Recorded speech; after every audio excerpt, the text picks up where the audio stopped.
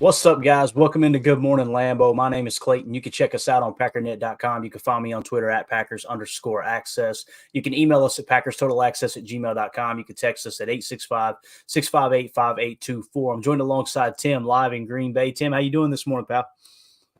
All right, not on mute. There we go. Doing great. Got the diesel flowing. Beautiful, a beautiful 45+ degree day here in Green Bay. Out of nowhere. Might have to go break out the shorts again, man. Hey, you never know, man. You never know. It warms up a bit, right? Right. I tell you, we got a ton to talk about, man. Golly, it just seems like I was thinking this week, short week, okay, it's a short week, but man, Sunday can't get here quick enough. I'm looking forward to the Saturday football, that. And now I'm looking up going, I am not going to have time to cover everything. I'm just about convinced myself to scratch Chalk Talk this week because we're already so far behind. But I'm going to do it anyway. It'll probably come in the form of a show tomorrow, I would imagine. But I do have to fly out Sunday. So Sunday, we should be able to do a post-game show. As soon as the post-game show is over, I'm going to go hop on a plane. And then the plan is to do Good Morning Lambeau and PTA Live while I'm on the road. So hopefully we can still get those out to you. That's the plan. I don't want to lose any momentum because we've gotten some really, really good feedback. Appreciate everybody with the kind words on Twitter. It's just the show is going absolutely bananas right now, and it's really exciting. I actually got a 3:00 appointment today with a couple people who want to sponsor the show, just some other stuff that's down the pipeline. So we as a whole, listeners, co-hosts, guests, all that, we're starting to catch some attention. It's really, really cool. So I'm excited about that. With that being said, though, I know, Tim, you didn't get a chance yet to watch the Reggie White documentary last night, the 30 for 30. It was phenomenal, man. Now, full disclosure, as if anyone needs to hear it, when you got a documentary about someone whose nickname was the Minister of Defense, they're going to mention God. Okay, so brace yourself. I know some people get offended by that, but oh my goodness. Just wild people in my comments and mentions after I tweeted out a quick video. It was two different things. It was basically Brett Favre saying how Reggie saved his life essentially by helping convince him to go to rehab and get over his painkiller addiction and all that. And people didn't like the fact that Favre was in it. And then of course, there were several comments that too much God in it. It's like, what did you expect, bro? And yeah, anyway, go check it out. I thought it was absolutely phenomenal. I loved it. I know Tony Mandarich actually quote tweeted me last night and mentioned it too. Like he was looking forward to watching it. Which you guys heard Tony Mandarich on here. Like, as we've talked about, Tim, I just absolutely love that Tony's like, you know what? If people can unapologetically, like you said, unapologetically be heathens and do whatever outrageous thing they want to do, then I can unapologetically mention my God. It cracked me up, and I'm like, that's right. That's what I'm talking about there. You don't force it down people's throats, but this whole everybody kind of walking on eggshells, and that's why I can only imagine the people that have went, oh, when me and Emilio make fun of his heritage, right? when he openly talks about him being a quarter Mexican and a quarter Italian, I bet there's people in the back going, how dare them? How dare he make fun of himself? Like, you're going to get that. Imagine being offended at someone making fun of themselves. Right. Oh my goodness. That's 2023, man. But anyway, appreciate everybody in the chat, man. Looks like everybody's piling in. Yeah, appreciate it, Doug. Thank you, buddy. Like I said, we just got some options on the table. We'll see what happens, right? The one thing that I've got to be very, very careful of is, and I'm going to do it to a T, this show is never going to change. And I know many people say that until the almighty dollar gets dangled in front of them and everything. But you guys know that we try to look at it from multiple angles. We look at the analytics side. We look at the tape. We lean on the professionals, people like Mike Wall, Paul Brettel in Green Bay. Obviously had Tony Mandarich on. You'll hear me talk about Kurt Warner all the time, JT O'Sullivan all the time. We're going to lean on that stuff as well. But we're also going to tap into the gambling side a little bit too, because those numbers matter too, right? You guys know I do a little bit of that side action. And so we're just trying to cover all bases, but we're going to make sure that this thing never gets away from its core. And that's essentially us just coming in here talking ball. What happened? Why did it happen? Let's try to block out all the side narratives of people drawing a conclusion of this player is bad because they've been trumpeting the fact that he's bad for so long, or this coordinator is absolute trash because other podcasters have put that opinion out there so often that they're now afraid to be quote unquote wrong, all those things. So hopefully all that makes sense, but that's kind of the direction we're going in. We're going to continue to go in, and I'm excited for the ride here. Let's do this, Tim. Big news yesterday that came out I thought was really cool was Jayden Reed. It was mentioned several times that he's listed as an ankle injury. And I'm like, well, yeah, I know his ankle's hurt, but he also got a concussion. And I've noticed people weren't mentioning the concussion. And I was like, what's going on? So why is he not in concussion protocol? He never entered concussion protocol, which is really, really good news. So essentially the updated injury report, Tim, Jair Alexander, surprise, surprise, is still limited. A.J. Dillon got the thumb injury, did not participate. Enigbare, limited participation. Elton Jenkins, limited participation. Aaron Jones, Keyshawn Nixon, Jonathan Owens, and Jayden Reed were all limited. When you guys heard me say yesterday on Good Morning Lambeau, if he comes out and he's limited, then it means he's cleared the first step of the concussion protocol. Well, concussion's not even mentioned on here.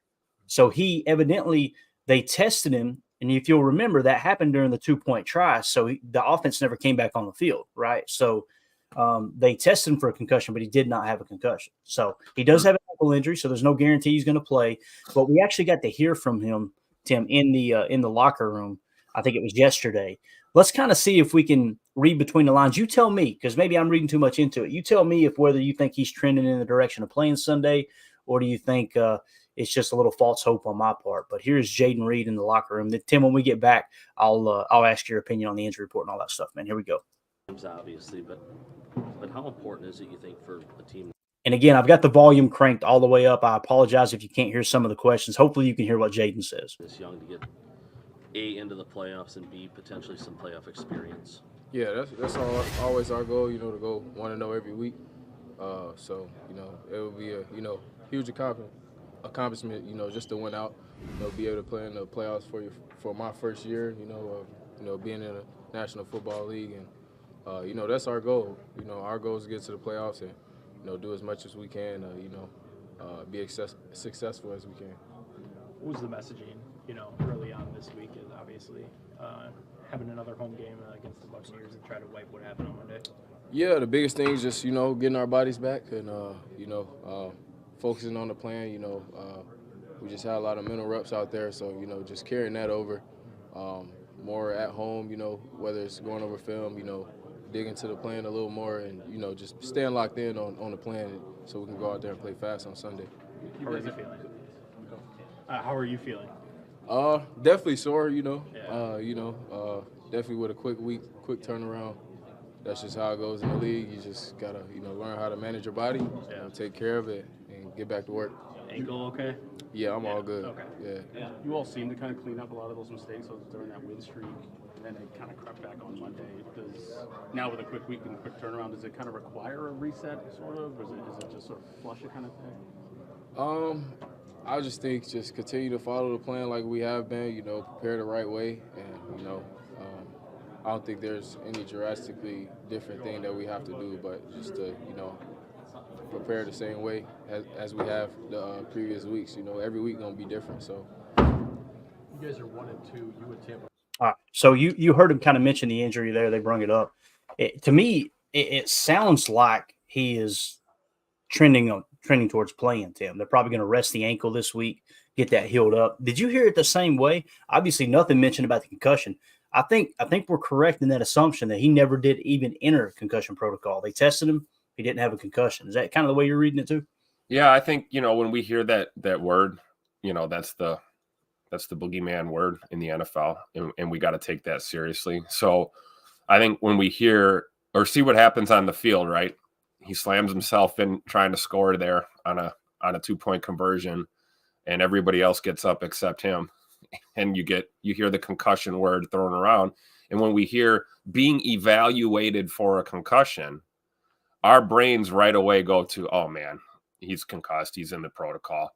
So obviously what happened is they evaluated him and he must have cleared the initial assessment and there was no need to go any further. So it sounds like you're right there. He never went into full on concussion protocol. But now, of course, we can add ankle injury to the chest injury and, you know, the other nagging things that Jaden Reed's dealing with. But I'll tell you, if you just want my take on it based off of what we just saw, that dude's going to play on Sunday. It's just, you can hear it in his voice. He kind of has this attitude like, oh yeah, my ankle's sore. You know, what are you going to do? Rehab, get ready for Sunday. And it's like, man, again, this guy's a rookie. I love it, you know? So, and we're going to need him, you know. Tay Wicks is probably not going to go. You know, we need every weapon we can get. And again, you know, looking at that injury report, there was no practice yesterday. So these are all estimations. Nobody practiced yesterday. So, you know, as we progress here going into the weekend, we'll get a little more information, but I'm glad Jaden Reed seems to be ready to go, man. Yeah, same, man. He's quickly becoming a leader on that team. There's no two ways about it. The way he plays, you know, everything to me seems very much so. I don't know if technically sound is the right way to say it. Fundamentally sound. He just gets it, man. There's no wasted motion. He's so fluid, and like I said, man, the way he hit that pile on that 2-pointer was like he was trying to get the edge, couldn't get the edge, and was just like, all right, I'm sacrificing everything right here. I'm just going to throw my body in the middle of this huge pile and see if we can punch this thing in. You love it. Even after a loss, it's like that's the guy you want on your team right there, man. It's someone who's going to continue to do the right thing, say the right thing, all that good stuff. So I don't know how you teach that, right? You don't coach heart and dedication, you know. No, you got to have it. To just throw yourself in front of a train for your team. I love to see it, man. Yeah. I just love to see it. Oh, no doubt, man. No doubt. Actually, there was another chat here I want to hit on right here. Doug pretty much highlighted it for us in the chat. Said, love it. Quote, ankle all good? Reply, yeah, I'm good. Great news. And again, he seems like the type who's not going to accept excuses, and he's darn sure not going to hold himself out if he's just not a little bit right. I appreciate that about a player like him. And the other thing, too, that's not a shot at anybody, but some of the veterans, I think, you've got to step back and go, man, when you've been in the league for several years, and this isn't an indictment on one specific player, I'm just kind of speaking generally. When you've been in the league, you know, 4, 5, 6, 7 years, and it's, a little banged up, don't think I'm going to go out there this week, and you hear a rookie who's got his whole career ahead of him, and it's like, no, we got to take it one game at a time. And it's like he said, the goal is to get into the playoffs, period, right? I think it can set the tone. I really do. But thank you, Doug, for highlighting that. Sometimes the important parts get lost in the video. By the time I talk about the video, I'm already way off topic. So appreciate that, pal. Just highlighting that. Let's see here. Omer in the chat says, Bill will be a good coach and GM wherever he goes. He'll be writing his own check is my bet, and he'll be highly coveted by many. He's talking about Bill Belichick. There's people on Twitter right now, Tim, that are saying, hey, what if Bill Belichick gets fired? He can be our DC.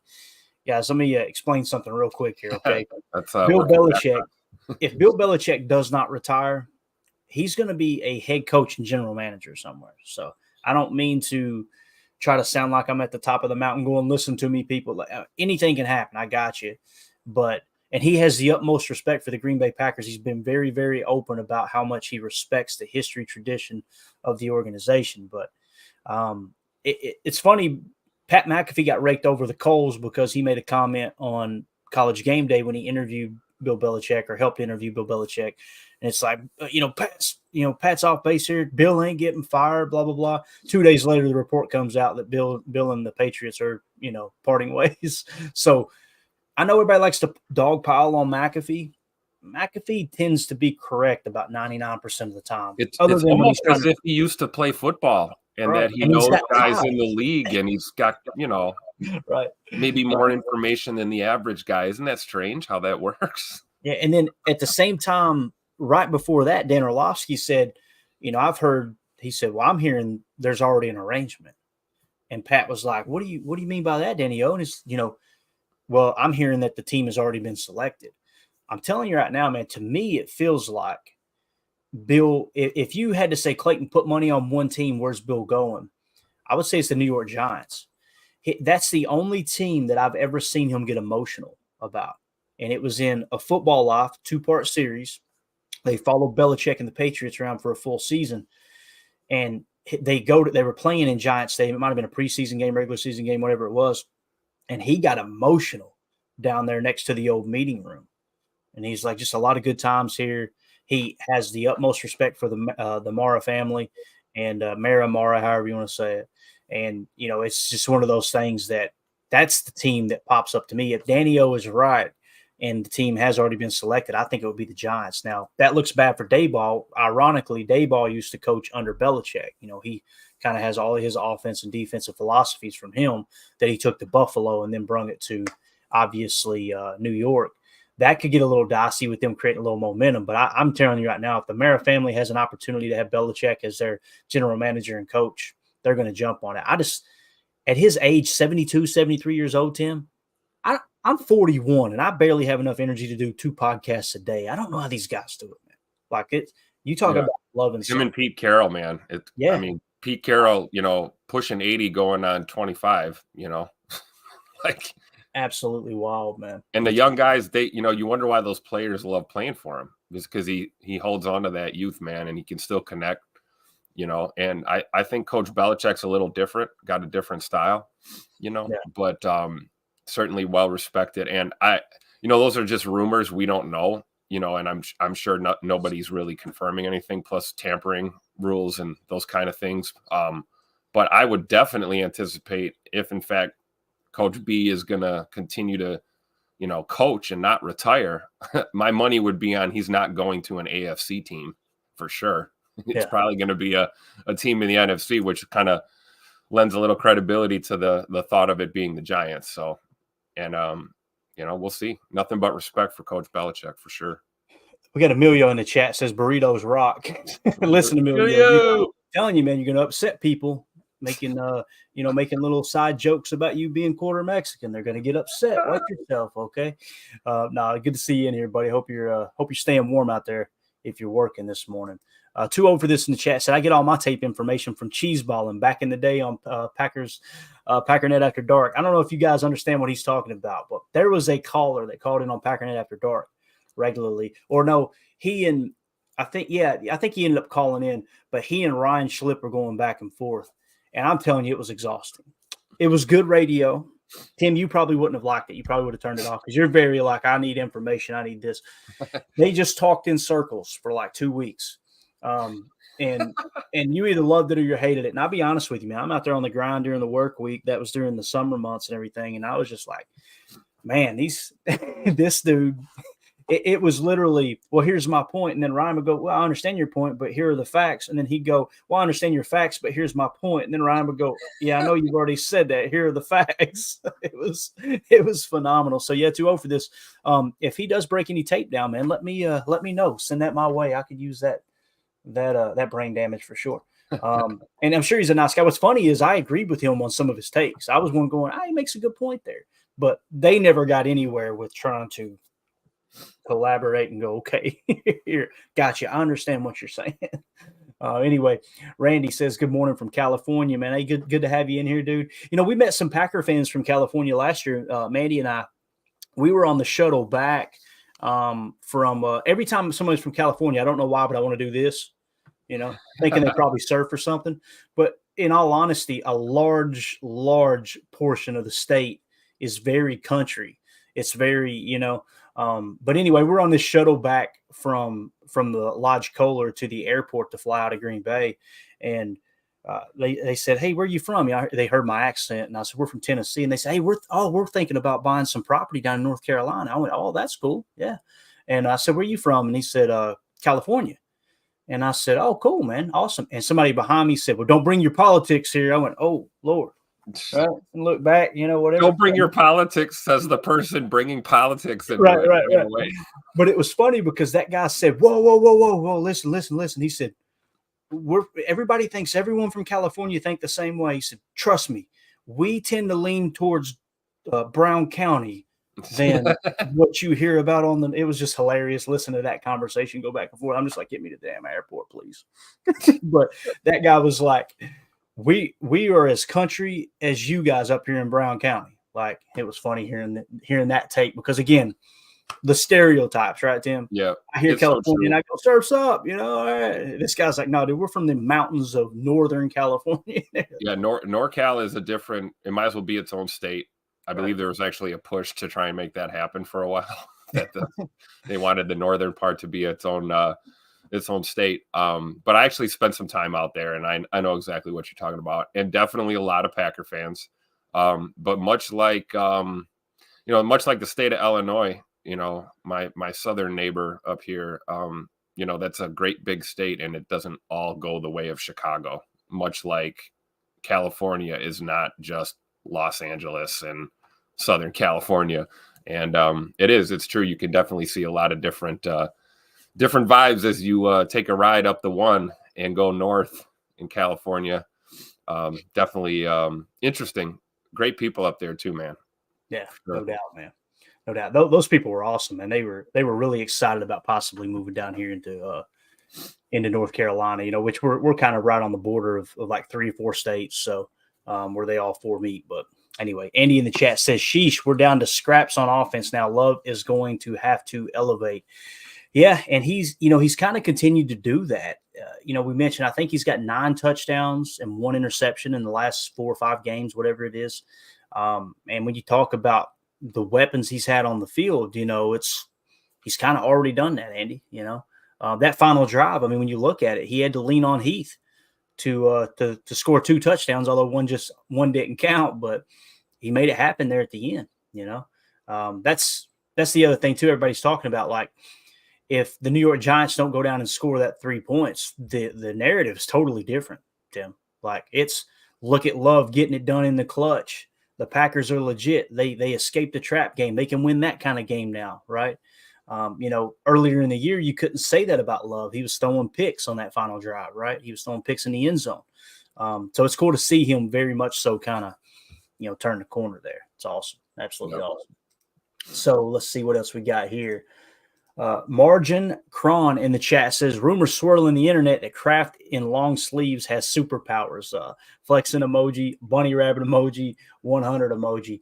We actually got a little video, I believe, on Tucker Kraft. This was Larry McCarron actually hit on this from Packers Daily. You guys can find this video for free on Packers Twitter page as well as their YouTube channel. Make sure you give it a like, share it, all that good stuff. This is a really cool video. This is former Green Bay Packer Larry McCarron talking about Tucker Kraft a little bit. Let's check it out. In a game marked by inconsistency, Tucker Kraft was a constant.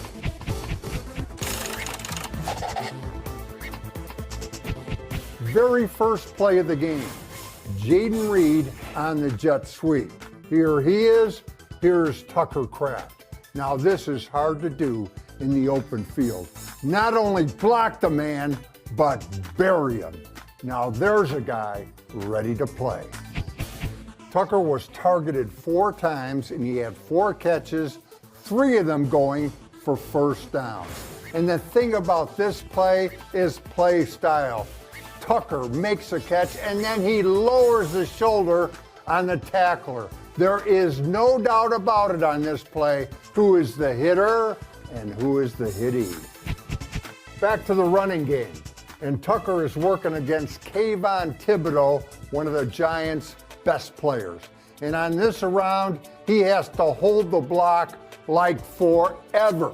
He does, and thanks to him, Josiah DeGuara and Josh Myers, Jaden Reed goes for 20 yards, the Packers' longest run of the day. You may remember this play, the Giants blitzing a safety, so they're a man short in the middle of the field, just where Tucker is headed. Jordan Love spots him, gets him the football, and Tucker is hit almost immediately. But he breaks that tackle, and he'll go almost 20 more yards before being brought down. That's 43 yards total, the Packers' longest play of the day. Tucker Kraft making the most of his increased opportunities. Yeah, good stuff there from Packers Daily.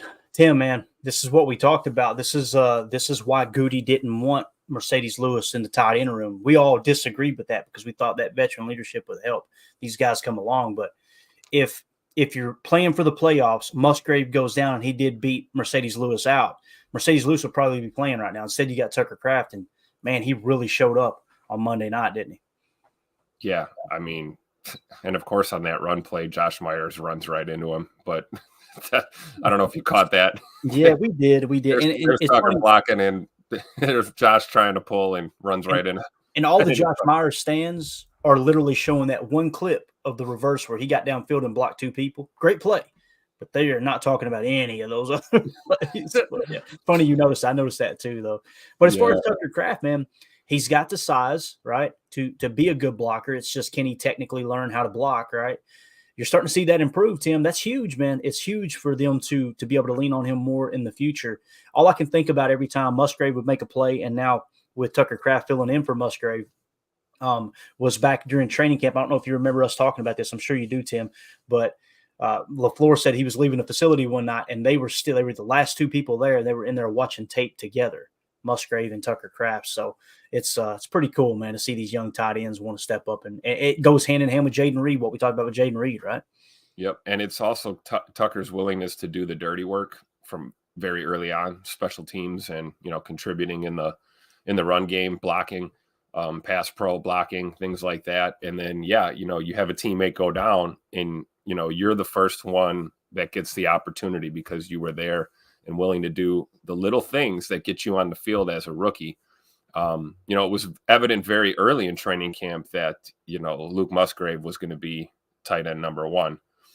We kind of came to that realization pretty quickly. And to Tucker Kraft's credit, he handled that extremely well. I don't think he looked at it as he was in competition. I think he looked at it as, this is my spot and this is what I can do to contribute and grow and be ready for when my name gets called. And, here we are closing out a season, and Tucker Kraft is an integral part of this offense rolling forward. And it's really good to see, for a rookie really stepping up and, not just making plays, but, not making mistakes. We don't see a lot of mistakes from him.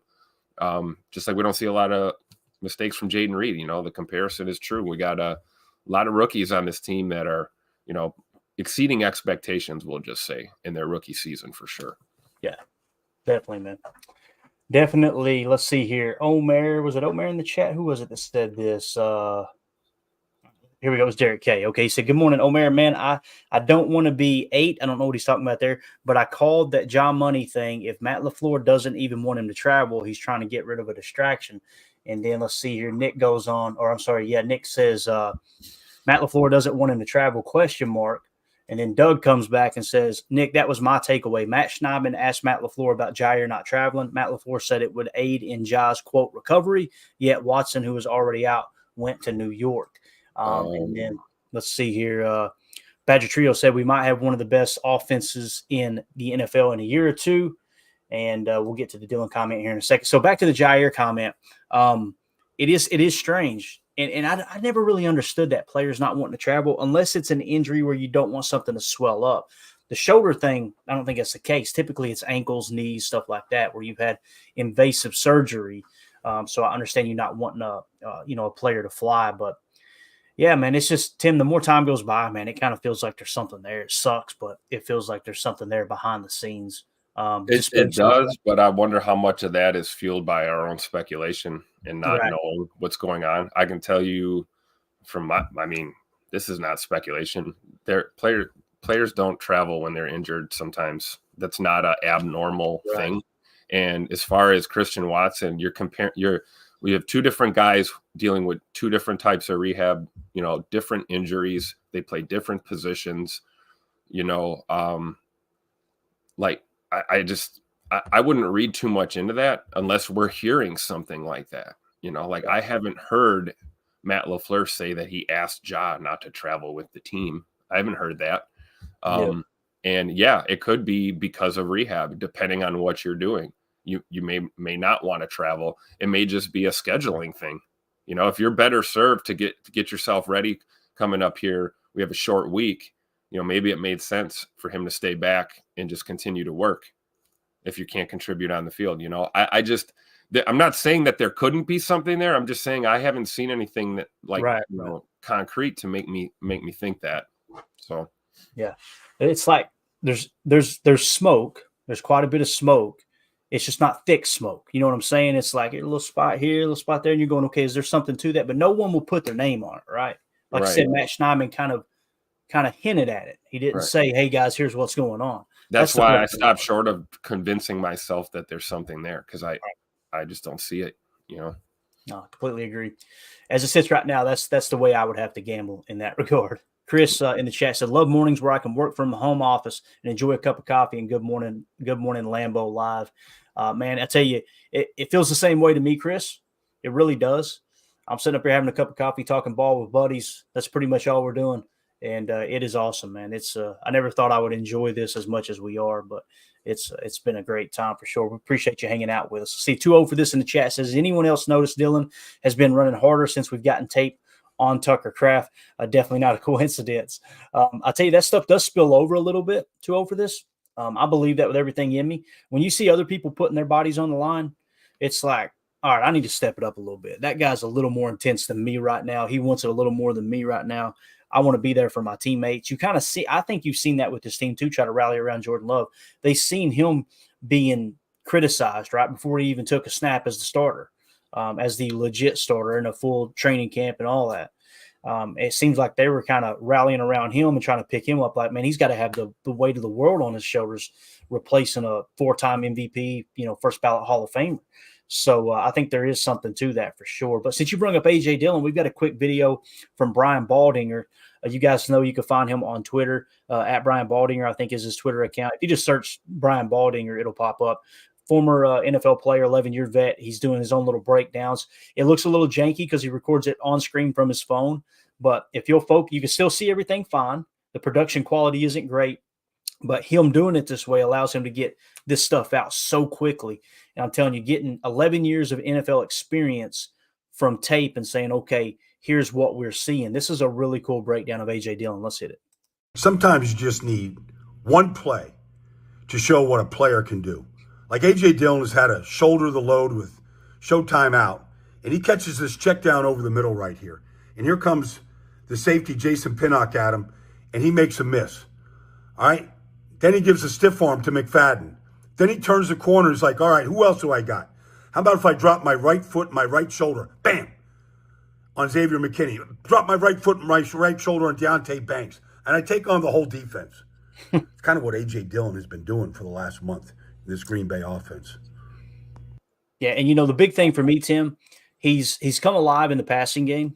And we've talked about it over and over and over on here. The running success still isn't there. I'm going to show a part of another Baldy breakdown here. We're not going to cover the whole clip because he goes on 2 or 3 other topics. But I want you guys, when you hear me say LaFleur is calling a great passing scheme, but I don't agree with and understand his running scheme sometimes.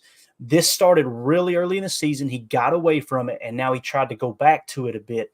And it bit him in the rear end on a couple running plays on Sunday. But watch this very first play, and then I'll end the video and we'll talk about it. It goes hand in hand with A.J. Dillon because I want you to see him. We're going to slow it down too. We're actually going to mute it so we can talk with it too, Tim, here in a second. But you'll look at the play and go, there's no way that was going to work.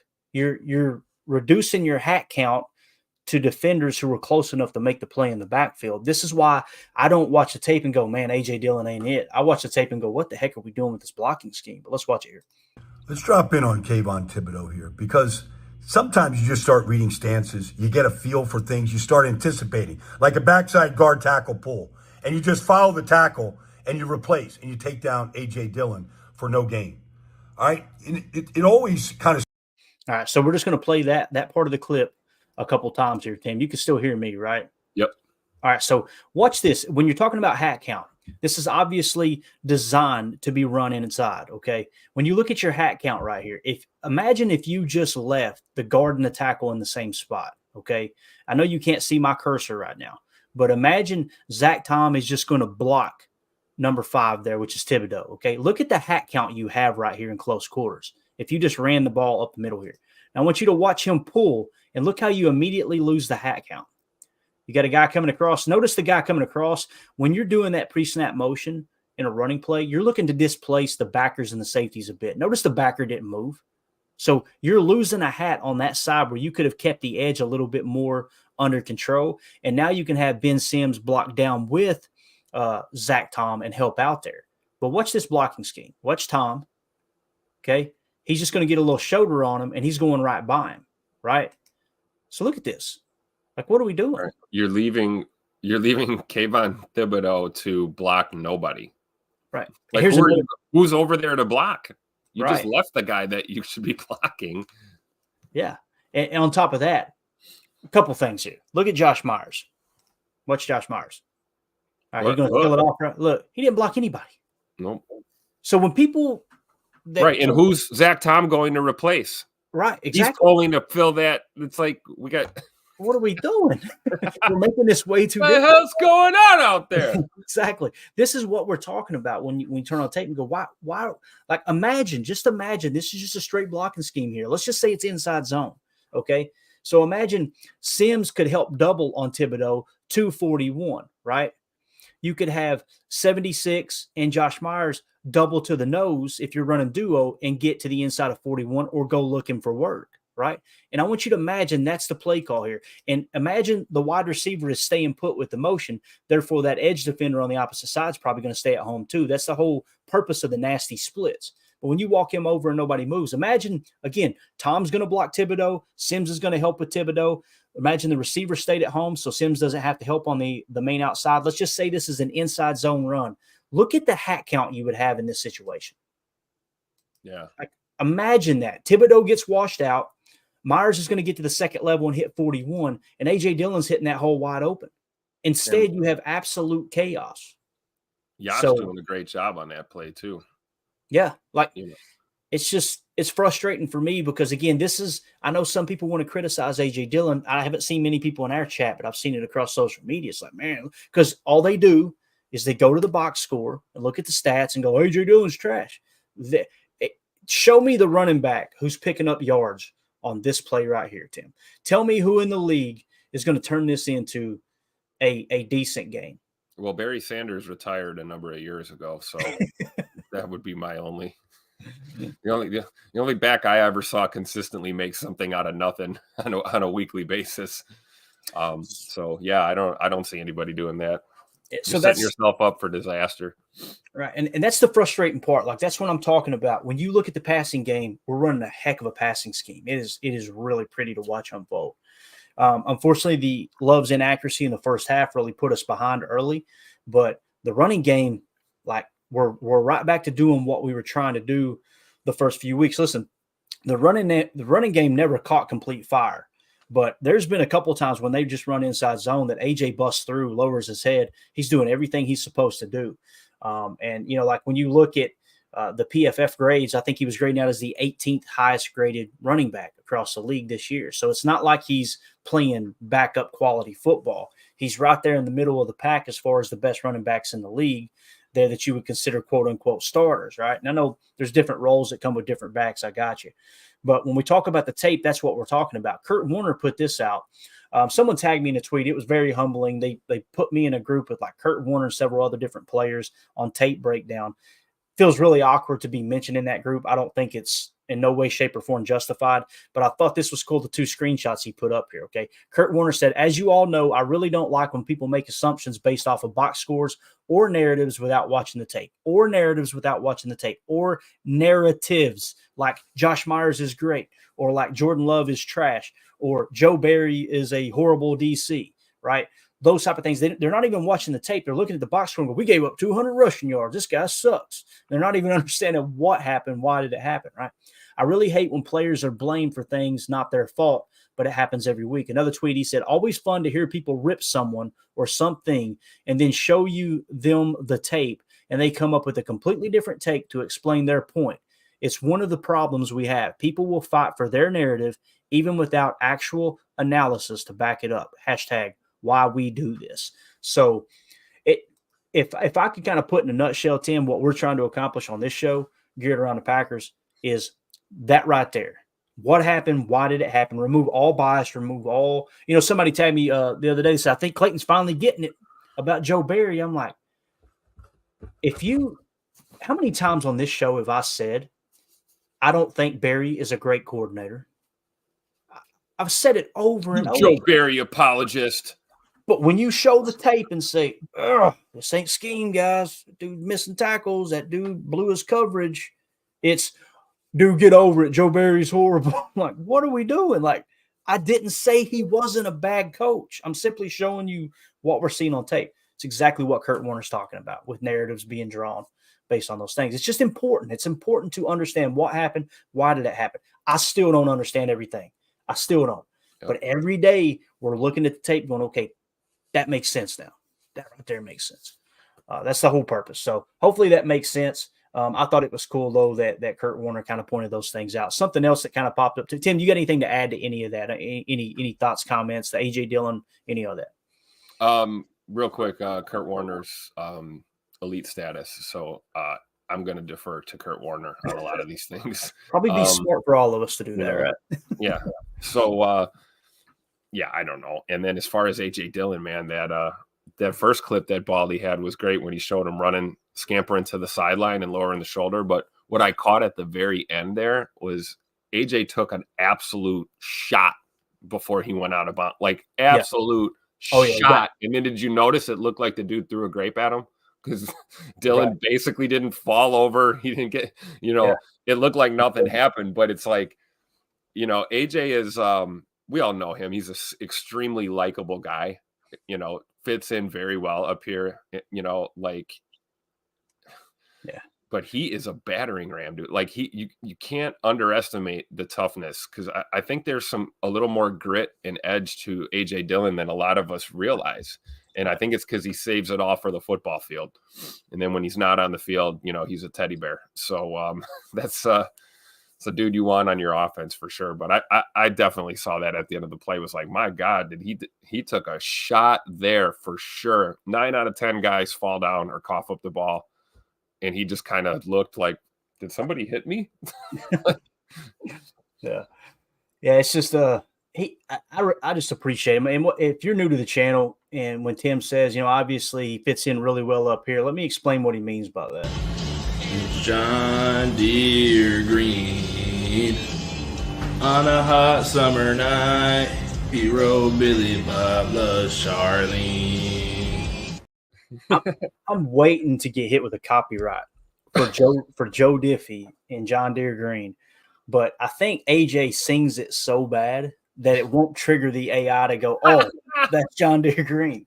Listen, I could sing it. No, I'm telling you, I'd sing it 10 times worse.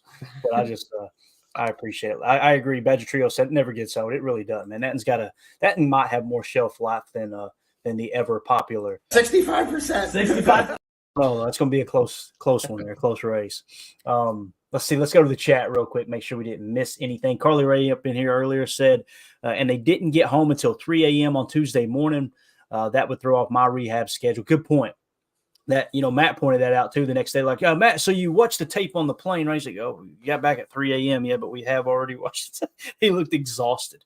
People don't think about that stuff, but those, especially on a short week too, right? It's why the players and some of the coaches, most of the NFL do not want to, have these different night games and stuff, Thursday night, Saturday night, all that stuff, because it throws a wrench in the whole preparation and travel and everything. Me, as a selfish fan, I wish they had at least one game every night of the week. That's just how I feel, though. I love football. I don't care. It could be the 2 worst teams in the league. I would sit down and watch it. Guarantee it. There's going to be a day real soon, guys, where we don't have football for several months. And I am counting my blessings every single day up to that point, because I just love it, man. There's nothing like it. Badger Trio said, yeah, Jair thing seems strange. There's definitely something there. It's just the question is it, worse than some of us are making it out to be? Doug says, good point, guys. We didn't need Tom as a lead blocker on that play. It was a weird play design. It's almost like a misdirection. AJ takes a jab step right, and he's looking to go back left, but the play never got a chance to develop because you lost your hat count pretty much at the point of attack. And here's the thing too. We don't know. Might have been a blown assignment, Maybe he wasn't supposed to pull. Maybe he was supposed to top priority still Thibodeau. If Thibodeau drops back, then he pull. There's a lot of different things we don't know. That's why you've always got to mention that when we talk to tape. We're not in the meeting rooms. We don't know the exact play call. Many times we'll be like, oh, man, this guy blew this play. And then LaFleur come out and go, no, actually so-and-so didn't run his route right. And you go, oh, yeah, that's what happened, right? Because you don't actually know Yep. especially with choice routes and things. That's where the water gets really muddy. Let's see what else we have here. Oh, look at this. Carly Ray already one step ahead. Don't worry, Clayton. I'm working on a whole list of off-season topics. Winky face. Yeah, I've been thinking about it too. What you guys are going to get on this channel, we're not going to do 2 shows during the summer months because my schedule is going to be crazy. You'll get at least 1 a day is going to be the normal schedule, but we're going to jump into a lot of history. We're going to dive into all kinds of stuff, Carly. I'm excited to hear about what your idea is as well. One of the things I threw around last year, and I pitched it to Ryan Schlipp, and he's like, dude, I think it sounds great, is what if we, in the offseason, picked one season out of Packers history and we treated it week by week as if it was happening in real time, like a time machine type thing almost, right? We went back in time and covered it. We could do chalk talk off those games, Tim. We could, cover the results of those games. It don't have to be every episode geared around it, but maybe 1 or 2 episodes a week in the offseason as if this happened during this season. And I think there would be no better than Favre's first year starting, where we're kind of drawing these parallels. They finished 9-7. We're on pace to kind of finish in that 9-7 range. So I don't know. I think that would be kind of cool. What do you think? What would you like to see in the offseason, Tim, when we do get into that dead time? Is there anything that you go, man, that would be fun to talk about on this? We're not going to spend the whole offseason talking about firing Joe Barry? Oh, well, some will. Now, Tim, here's the thing, though. You just pissed a lot of people off. You made it sound as if it's not a slam dunk Joe Barry gets fired. I don't think it is. Right. And again, keep crying. Your tears bring me joy. Keep crying about it. There's a portion of the fan have base. a top 10 defense, so shut your mouths. I don't want to hear it. I'm of the opinion if you can improve every aspect of the team, all moves are on the table. And I'm sure you would agree to that to a certain point, Tim. Absolutely. I'm kind of with you. Like, if you want to go try to dig deep into Baltimore, maybe Fangio's, if you want to stay in the Fangio theme and kind of dig into his staff in Miami, that type of stuff, I'm all for trying to make the team better in every regard. If that means changing DC, cool. But in this case, man, it's like, I don't know. The thought that, nope, he's just got to be gone. It is pretty mind-boggling. Andy right here, this right here, look, Andy's already getting stirred up. He said top 10 defense with 85 question marks. What he's referring to, Andy, is we are still a top 10 scoring defense. Now, I know people like their DVOA. I know people don't like the rushing yards and all that. What I always respond to this type of response, Andy, I like to ask people, you have to pick one. Which would you rather give up more of, rushing yards or points? It gets really quiet when you ask that question. Like, if you're going, not you, but just in general, if someone's going to try to convince me, I would rather give up more points but less rushing yards. Can't get on board with that. Sorry, can't happen. Play. Matter of fact, I think I've got it here. A coach once said this, if I remember correctly. I think Herm Edwards said, "Hello, you play to win the game." You don't play just to play. Now, if you're saying, hey, look, if we bring in someone that can do a better job and give up even less points, I'm on board with it. Yeah, Tim is exactly. Bring me a name. Bring me a name with your complaints about Joe Barry, because I haven't heard that. I've heard a lot of fire Joe Barry. I haven't heard one iota of a suggestion at who. Well, I've heard one. His name's Jim Leonard, and it always blows me away that everybody is convinced Jim Leonard's going to step in the NFL and just absolutely dominate, man. That torches me every time. Anyway. I don't know. But as far as the offseason subject matter, I'm down with, reliving a season like that. That's a good idea. Also, Packers history is always something great. Right. Go down those rabbit holes. Classic games, classic matchups. But, I mean, if we do a season, we'll get enough of those. We'll probably get at least, a handful of those games breaking down a season. But I don't think we're going to struggle in the offseason. We'll have plenty of draft speculation and lots of off-season fodder to mix in with, some Packers history. And hopefully, like you said, maybe reliving, a whole season in retrospect might be kind of cool. Especially doing a chalk talk on some old Mike Holmgren offense would be kind of cool. Yeah, definitely. Chris in the chat says relive the 96 season. That would be a fun one. That would be a real fun one. kind of relive that. Just maybe one or two episodes a week, key in on that season and kind of what unfolded that week or what have you. I think we can make it happen. It'll take a little bit of research, but I think we can make it happen. Yeah, and many people are mentioning Al Harrison here. Tim, I know I've heard your take on this a couple of times, and we got some people comment now. And they go, "Why do we think Al Harris would be a good DC?" I think it's a valid question, right? I do too. Also, Badger Trio. We were just about 1 year away from the draft in Green Bay. So excited for the season. Let's see here. Number one Packer fan. Do defensive position coach normally make good DCs? Typically, every defensive coordinator has been a position coach at some point. Now, you've got some people that were special teams coordinators that stepped over to defensive coordinator and had some success that way. But, there's no slam dunk with anything, right? Here's the problem with what we're doing once again, and it's the DC's fault. It was Dom Capers' fault. It was Mike Pettine's fault. Somebody did a poll the other day. Which would you rather have, Dom Capers, Mike Pettine, or Joe Barry?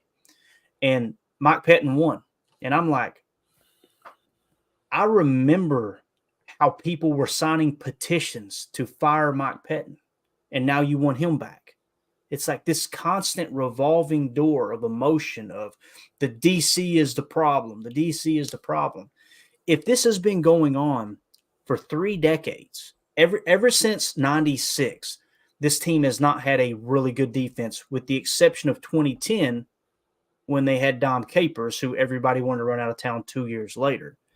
Couldn't it just be that the league is cyclical and these ideas are strong now, offenses adjust, and then in 3 years, that guy who was just absolute trash, the scheme is trash, all that's trash, all of a sudden pops up somewhere else, like Dan Quinn in Atlanta. Remember, he ran the defense in Seattle. Dan Quinn was just a darling of defensive coordinators. He takes the job in Atlanta, absolute booty cheeks. And I know he was the head coach, but he still ran the defense in Atlanta, right? Booty cheeks, gets fired. They have 1 or 2 good years. Then he gets fired, pops up in Dallas. All of a sudden, Dallas's defense is good again, right? Why is that? It's because the league is cyclical. It's why it's very rare that a defense is good 2 or 3 years in a row, because the offense catches on and they have to adjust. And there's a little bit of look at Joe Barry's first year as the DC. Everybody was thrilled with it. They couldn't understand why they hired him. They won't tell you this. They couldn't understand why Matt LaFleur hired him. He hadn't had success anywhere. The defense improved from Mike Pettine. Oh, it makes sense now. Everybody loved Joe Barry. They have a down year, right? Now it's fire Joe Barry. This year, they're giving up less points than they did last year, and it's fire Joe Barry, right? So all you can do is try to plug the hole, right, and try to prevent as many points as possible. That's the name of the game. That's what he was saying the other day, and it amazed me how many fans made fun of him. Get this effing guy out of here. It's like he said the most important statistic is the score. That's right.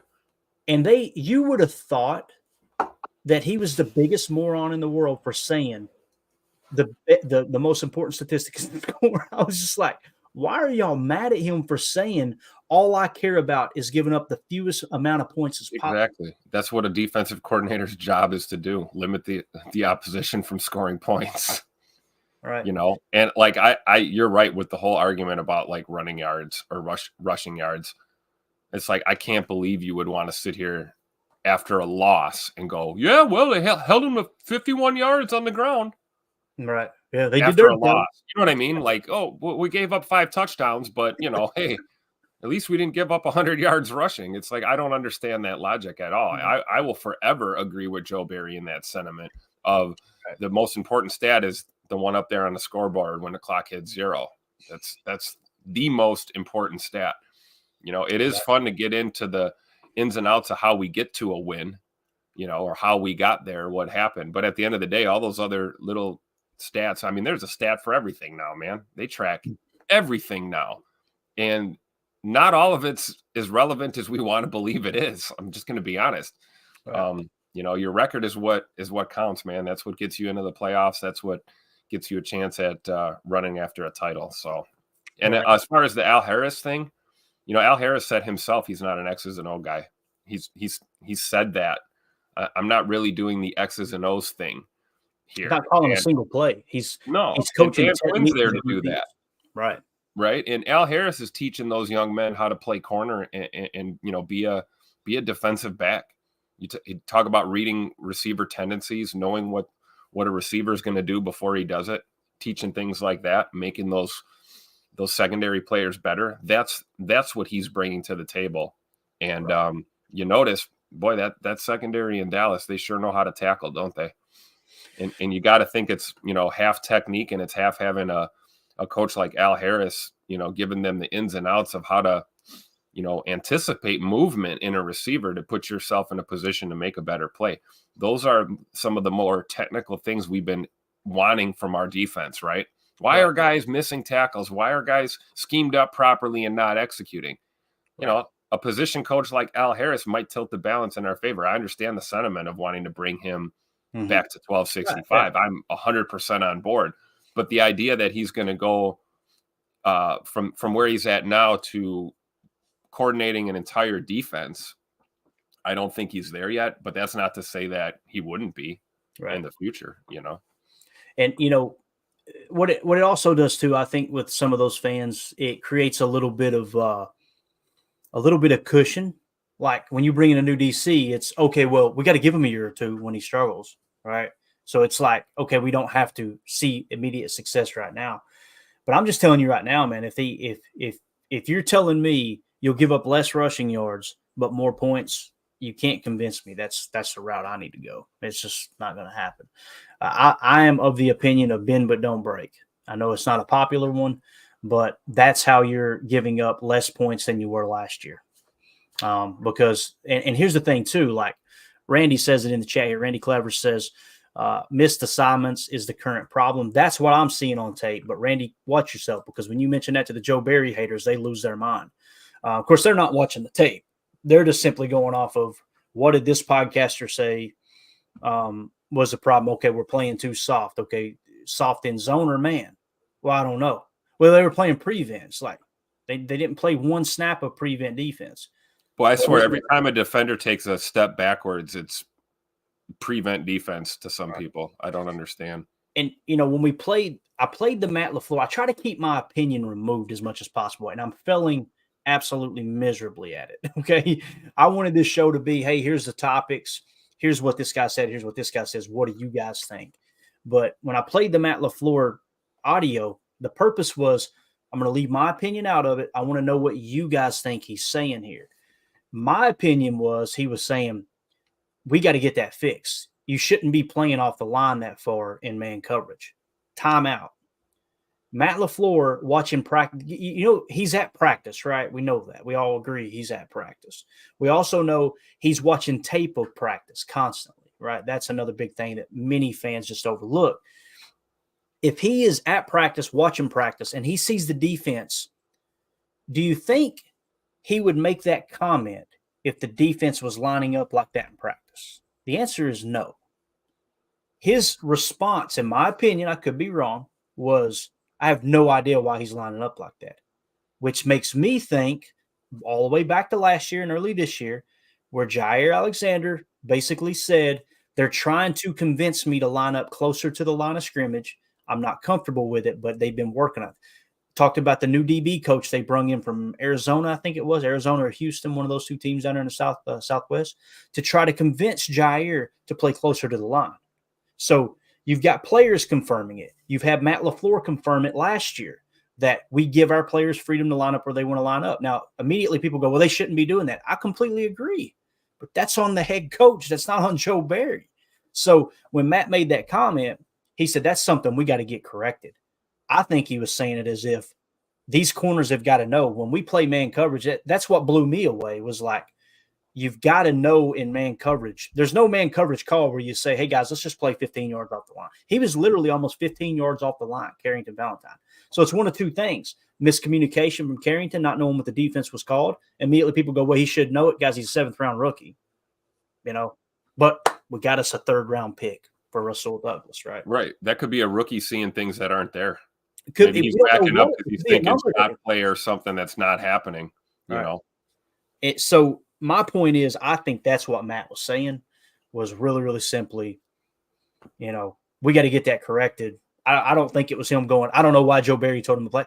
So if it's not happening in practice, because Matt hasn't seen it in practice, it was new to him there in that situation, right? If it's not happening in practice, then in that situation right there, you're not going to convince me that Joe Barry made a play call that you haven't covered in practice. And on the headset, he says to the green dot, hey, guys, listen, we're going cover one man spy right here. Cover one man spy. Hey, Dre, tell Carrington to play 15 yards off the line. That communication's not happening on the green dot. I'm sorry. Yeah. Now, again, this goes back to the coaching aspect. If you're saying it's Joe Barry's fault that these guys don't know where to line up, where to be, completely agree. Yeah, that falls on the DC too. But if you're giving them freedom to make that decision on their own, that's on you. That's on you. Yep. Absolutely. Derek K says hire Bill. Derek, the only way I could ever see Bill Belichick being the DC here, because you understand, he's going to get offers for a head coaching position. There's no doubt about it. Just the clout that comes with Bill, the fan base would get excited about having arguably the greatest coach in NFL history, take over their fan base. You cannot block him from taking a head coaching job, even if he's on your own staff, especially if he's on your own staff. So if they went to Bill and said, we want you to be our DC, it would have to take Bill saying, hey, guys, I don't want to be a head coach. I don't want to be a general manager. I just want to be a defensive coordinator, and I want to go to Green Bay. So it's not as simple as, hey, let's go throw the book at Bill and hire him, right? It's not that simple. He's going to have other options, and if he has other options, he's going to take those, being a head coach and a general manager over DC. I would imagine. I can't imagine Bill wants to take a step back and just be a DC. Although, Tim, if that was the case, bring it on. Bring it on. Bring Bill Belichick as DC. I just don't think I think there's like a less than 1% chance that could be a possibility. Yeah, I agree. That's how I see it. So, all right, let's get ready to wrap this thing up. Omer says secondary 9th in the league with nothing but UFAs and 2 7th-round picks. First in the NFL, giving up at least amount of points off of turnovers, giving up 20 points a game. Best D we've had in over 10 years, no doubt. No doubt about it, man. Again, you're talking yards, but this one right here, this was the big narrative, Badger Trio. I'm not taking a shot at you. I'm just saying many people agree with you saying this. We have 8 first-rounders on defense. Why don't they start playing like it? On Sunday, there were only 4 of those first-rounders that seen playing time, one of which was a rotational guy, 2 of which are actually rotational guys. So that is a false narrative that we've got 8 first-rounders on the field. They haven't been on the field together all year long. So you're a top 10 scoring defense without all this first-round capital that you've invested into the defense, if that makes sense. So those 4, when I tallied them up, because somebody said it, I'm like, man, everybody always says that. Who's actually on the field this week? Darnell Savage graded out as the 2nd worst safety in the entire National Football League last year. Okay, so he's one of those first-rounders. Another one was Devontae Wyatt, who is a rotational guy. He's not Kenny Clark, who's going to be on the field the large majority of the snaps. He's definitely going to be in on base. He's probably going to be your rusher on nickel, but they rotate him in and out quite a bit during the game. Lucas Van Ness, who you guys don't need me to tell you, he's a rotational guy. Your starters are Preston Smith and Rashawn Gary, right? So that's 3. Who was the other one? There's one more that is a first-round pick. Oh, Rashawn Gary. Rashawn Gary, obviously an absolute stud. And Kenny was the other one. That was right. So there was 5, but only 3 were true on the field, not rotational guys. So you're not at full strength with those first-rounders that everybody tries to lean on and say Joe Barry's horrible because he's not producing those first-round picks, if that makes sense. So, yeah. That being said, Tim, we're way over as always. Right on time, man. You mentioned Joe Barry, and the chat went. So, what do you got, man, as we get ready to wrap this thing up, Bo?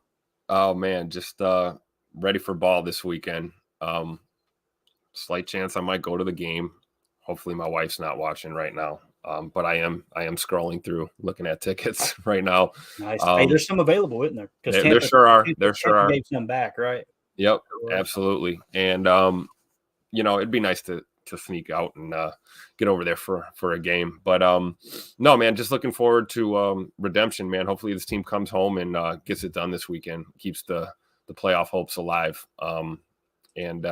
Look for somebody else to step up. We don't know who it's going to be. We won't know until we really see this final injury report. But I do have a feeling that, we saw it a little bit with Samori Toure who had to come in and get some reps after not really playing. He was kind of bounced down that depth chart, and I thought Toure looked pretty good out there.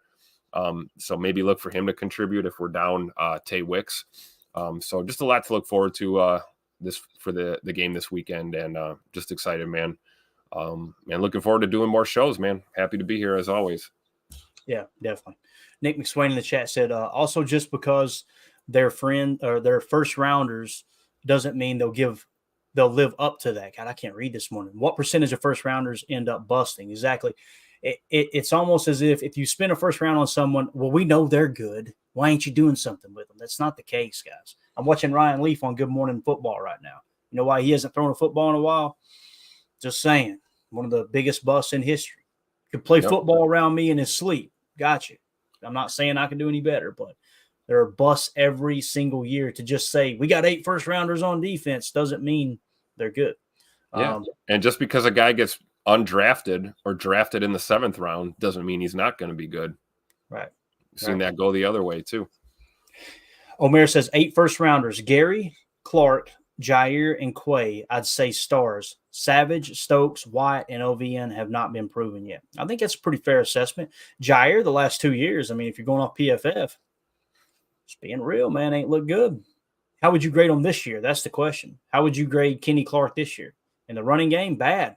Great pass rusher. Gary, great pass rusher. Jair played 1 good game, been hurt, and played mediocre at best the other games. And then Quay has had a down year too. So I agree. I think they are stars, are going to be stars. But, like Rashawn Gary this last game, people blaming Joe Barry for the fact that the rush didn't hit home. I mean, one last glimpse at it right here, Tim. PFF grade defense, right? And again, I know PFF isn't everything, but you line it up with the tape. Show me the tape where Rashawn Gary dominated on Sunday in his one-on-one situations. He didn't. 58.6. Not the dog Gary, just saying that's one of those first-round talents, right? Yep. You're not going to convince me it's Joe Barry's fault that he didn't win his one-on-one matchups. Hearing Brian Bulaga talk about it, he hit the nail on the head. Brian Bulaga on Wildy and Tausch was just like, it just wasn't there. Usually Gary steps up in the last, one of those last drives and makes a play, and just didn't happen, didn't materialize, right? That's the NFL, man. That is the NFL. Let's see, just a couple more chats and we're out of here. We'll rattle through them real quick. Bang, Badger Trio, first-round pick needs to be the O-line. I would say yes to about 4 different positions right now, Badger Trio, if they're the best player available. So I don't disagree with that. Of course, we hit on that already. Said hire Bill, secondary 9th in the league. We got that. Just cleaning it up real quick. Here we go. Last one, Jay Swan 071 in the chat says, thanks for the content, boys. Always love the positive attitude and details. Keep it up. We all appreciate it. Hey, we appreciate you swinging through, man, for sure. If you guys would hit that like button so other Packer fans can find this content. And also, just want to say thanks to all the new YouTube members of the PTA Posse. If you click on our homepage, you want to become a YouTube member, just click join, and that'll get you in the door there. That way you can get yourself entered into contests for winning awesome autographed memorabilia. Again, Stinson was the winner this week. I think that was the one that we drew, if I remember correctly. Yeah, Stinson was the winner. So, Stinson, when you see this, man, shoot me an email. Still haven't heard from you, but you won the autographed Robert Brooks jersey. The second place winner was No Limit _Coop. Make sure you reach out in case Stinson doesn't claim the prize. And then Will, just WILL, was the third place winner. Make sure you reach out via email in case those top 2 don't claim the prize. We want to get that mailed out to you as soon as possible. So with that being said, guys, we're out of here. Really appreciate y'all hanging out with us. This has been Good Morning Lambeau. We'll be back tonight for PTA Live at 7 Central, 8 Eastern to give you all the up-to-date information, a new injury report, kind of see how things are trending there. Hopefully Jaden Reed keeps trending in the right direction because that wide receiver room is going to be real thin this week as we have Tampa Bay coming to town. So like Tim said, many tickets still available there for that game too. Tampa Bay gave some of their allotted tickets back, so there's going to be a few more available. You could probably get you a deal on tickets to that game. So we're out of here, guys. Appreciate you. As always, let's go out and be the change we want to see in the world, and go Pack Go.